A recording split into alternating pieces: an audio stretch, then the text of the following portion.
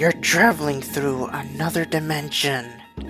A dimension not only of sight, but of mind. A journey into a wondrous land whose boundaries are that of imagination. You are now entering the Nightmare Zone. Here she is again, Master of Worlds, still in isolation. But this journey through the Nightmare Zone is a little different. This one started from sounds she heard outside as one of her friends stood outside her prison. Let's see what this sound was and why it appeared in the Nightmare Zone. True. Nervous. Very, very dreadfully nervous I had been and am. But why will you say that I am mad? The disease had sharpened my senses, not destroyed, not dulled them. Above all was the sense of hearing acute. I heard all things in the heaven and in the earth. Hearken and observe how healthily, how calmly I can tell you the whole story. It is impossible to say how first the idea entered my brain, but once conceived, it haunted me day and night. Object there was none, passion there was none. He was my friend. He had never wronged me. He had never given me insult. For his gold I had no desire. I think it was his eye. Yes, it was this. One of his eyes resembled that of a vulture, a pale blue eye, with a film over it. Whenever it fell upon me, my blood ran cold, and so by degrees, very gradually, I made up my mind to take the life of the young man, and thus rid myself of the eye forever. Now this is the point. You fancy me mad. Madmen know nothing. But you should have seen me. You should have seen how wisely I proceeded, with what caution, with what foresight, with what dissimulation I went to work. I was never kinder to my friend than during the whole week before I killed him. And every night about midnight I turned the latch of his door and opened it, oh so gently. And then, when I had made an opening sufficient for my head, I put in a dark lantern, all closed, so that no light shone out, and then I thrust in my head. Oh, you would have laughed to see how cunningly I thrust it in. I moved it slowly, very, very slowly, so that I might not disturb his sleep.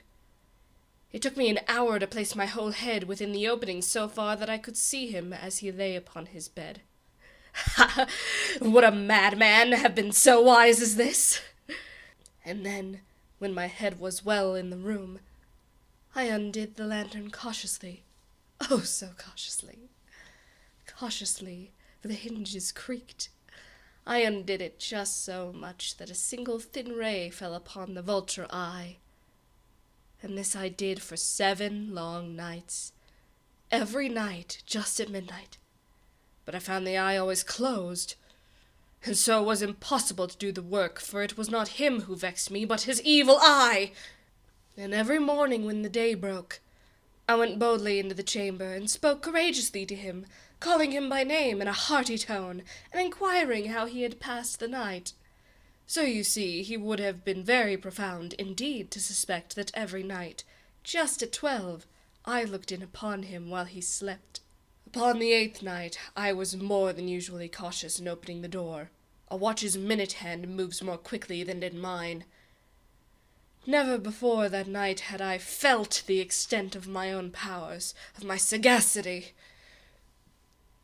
I could scarcely contain my feelings of triumph. To think that there I was, opening the door, little by little, and he not even to dream of my secret deeds or thoughts.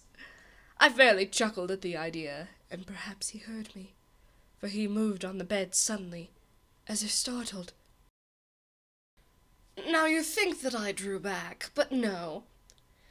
His room was as black as pitch with the thick darkness, for the shutters were close fastened through fear of robbers, and so I knew that he could not see the opening of the door, and I kept pushing it on steadily. I had my head in, and was about to open the lantern when my thumb slipped upon the tin fastening. Who's there? I kept quite still and said nothing. For a whole hour I did not move a muscle, and in the meantime I did not hear him lie down. He was still sitting up in the bed listening, just as I have done, night after night, hearkening to the death watches in the wall. I knew what my friend felt, and pitied him, although I chuckled at heart.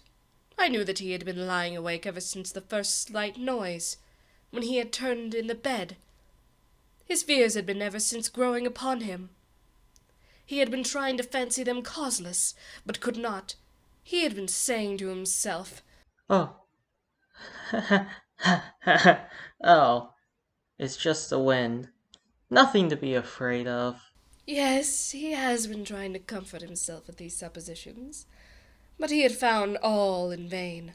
All in vain, because death, in approaching him, had stalked with his black shadow before him and enveloped the victim. And it was the mournful influence of the unperceived shadow that caused him to feel, although he neither saw nor heard, to feel the presence of my head within the room. When I had waited a long time very patiently, without hearing him lie down, I resolved to open a very, very little crevice in the lantern. So I opened it. You can imagine how stealthily, until at length a single dim ray, like the thread of the spider, shot from out the crevice and fell upon the vulture eye. It was open, wide open, and I grew furious as I gazed upon it. I saw it with perfect distinctness, all a dull blue, with a hideous veil over it that chilled the very marrow in my bones, but I could see nothing else of my friend's face or person, for I had directed the ray, as if by instinct, precisely upon that spot. And now have I not told you that what you mistake for madness is but over-acuteness of the senses? Now, I say, there came to my ears a low, dull, quick sound, such as a watch makes when enveloped in cotton. I knew that sound well, too. It was the beating of his heart. It increased my fury, as the beating of a drum stimulates the soldier into courage. But even yet, I refrained and kept still. I scarcely breathed. I held the lantern motionless. I tried how steadily I could maintain the ray upon the eye. Meantime, the pounding of the heart increased. It grew quicker and quicker, and louder every instant. His terror must have been extreme. It grew louder, I say louder every moment. Do you mark me well? I have told you that I am nervous. So I am. And now at the dead hour of the night, amid the dreadful silence of that old house, so strange a noise as this excited me to uncontrollable terror. Yet for some minutes longer I refrained and stood still, but the beating grew louder. I thought the heart must burst, and now a new anxiety seized me. The sound would be heard by a neighbor. His hour had come. With a loud yell, I threw open the lantern and leaped into the room. Ah!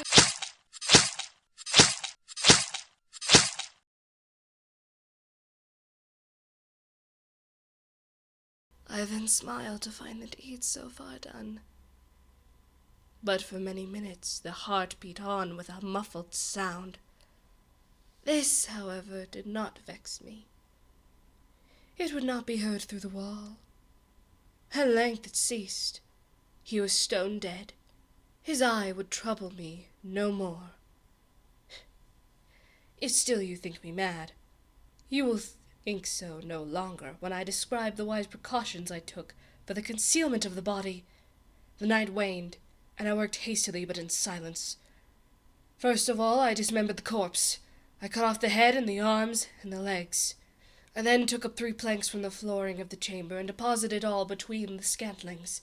I then replaced the boards so cleverly, so cunningly, that no human eye, not even his, could have detected anything wrong. When I made an end of these labors, it was 4 o'clock, still dark as midnight. As the bell sounded the hour, there came a knocking at the street door. I went down to open it with a light heart. For what had I now to fear? There entered 3 men, who introduced themselves, with perfect suavity, as officers of the police. A sound had been heard by a neighbor during the night. Suspicion of foul play had been aroused. Information had been lodged at the police office, and they, the officers, had been deputed to search the premises. I smiled, for what had I to fear? I bade the gentleman welcome. The sound was my own in a dream. My friend is absent in the country. I took my visitors all over the house. I bade them search well. I led them at length to his chamber. I showed them his treasures, secure, undisturbed. In the enthusiasm of my confidence, I brought chairs into the room and desired them here to rest from their fatigues, while I myself, in the wild audacity of my perfect triumph, placed my own seat upon the very spot beneath which reposed the corpse of the victim. The officers were satisfied. My manner had convinced them. I was singularly at ease. They sat, and while I answered cheerily, they chatted of familiar things, but ere long I felt myself getting pale and wished them gone. My head ached, and I fancied a ringing in my ears, but still they sat and still chatted. The ringing became more distinct. It continued and became more distinct. I talked more freely to get rid of the feeling, but it continued and gained definitiveness, until at length I found that the noise was not within my ears. No doubt I now grew very pale, but I talked more fluently and with a heightened voice. Yet the sound increased, and what could I do? It was a low, dull, quick sound, much such a sound as a watch makes when enveloped in cotton. I gasped for breath, yet the officers heard it not. I talked more quickly, more vehemently, but the noise steadily increased. I rose and argued about trifles in a high key and with violent gesticulations, but the noise steadily increased. Why would they not be gone? I paced the floor to and fro with heavy strides, as if excited to fury by the observations of the men, but the noise steadily increased. Oh, what could I do? I foamed, I raved, I swung the chair upon which I had been sitting, and grated it upon the boards, but the noise arose over all, and continually increased. It grew louder, louder, louder, and still the men chattered pleasantly, and smiled. Was it possible they heard not? No, they heard. They suspected. They knew. They were making a mockery of my horror. This I thought, and this I think. But anything was better than this agony. Anything was more tolerable than this derision. I could bear those hypocritical smiles no longer. I felt that I must scream or die. And now, again, hark louder, louder, louder, louder. Villains! Dissemble no more! I admit the deed! Tear up the planks! Here! It is the beating of his hideous heart!